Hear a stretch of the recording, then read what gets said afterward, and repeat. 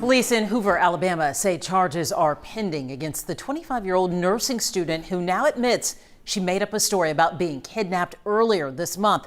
We've been following the case of Carlee Russell, who claimed she was kidnapped after spotting a toddler on the side of a highway but managed to escape and walk home 2 days later.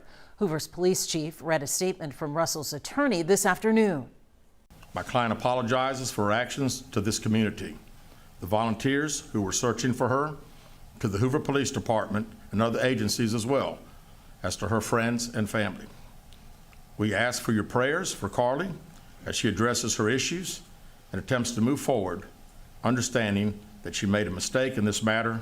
Carlee, again, asks for your forgiveness and prayers. The police chief says he plans to meet with Russell's attorney tomorrow to try to get more information about a motive and where Russell was during those 2 days. He's also talking to the local district attorney's office about possible charges. The consequences of making up a story about kidnapping are not limited to criminal charges. They could also hurt the chances of missing people who are actually in danger of being found. Grace White explains tonight. Grace? I sat down with Tim Miller this afternoon. He was about to go to Alabama to help search for Carlee Russell. Miller told me he will always answer the call, but he does worry about missing persons fatigue among volunteers and the donors who fund search and rescue. Tim Miller has been the face of search and rescue in Houston for a long time, a tireless advocate for the missing because years ago his own daughter became a victim. When I look at these cases where things like this happen and the whole world stops to go there, you know, and I'll get a little choked up even though it's been this many years. When Laura was missing, nobody gave a damn. It was 1984 when 16-year-old Laura Miller disappeared.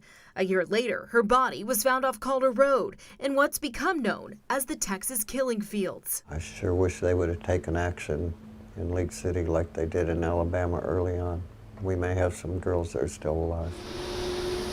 The Carlee Russell case in Alabama, police say, appears to be just the latest made-up story about a kidnapping. It's not the first case that something like this has happened, unfortunately. Back here in Houston, Miller says he worked closely with detectives on the case of 38-year-old Brett Dedamore, a father of 3 from West KHOU who was found after police say there was evidence he may have pre-planned his own disappearance.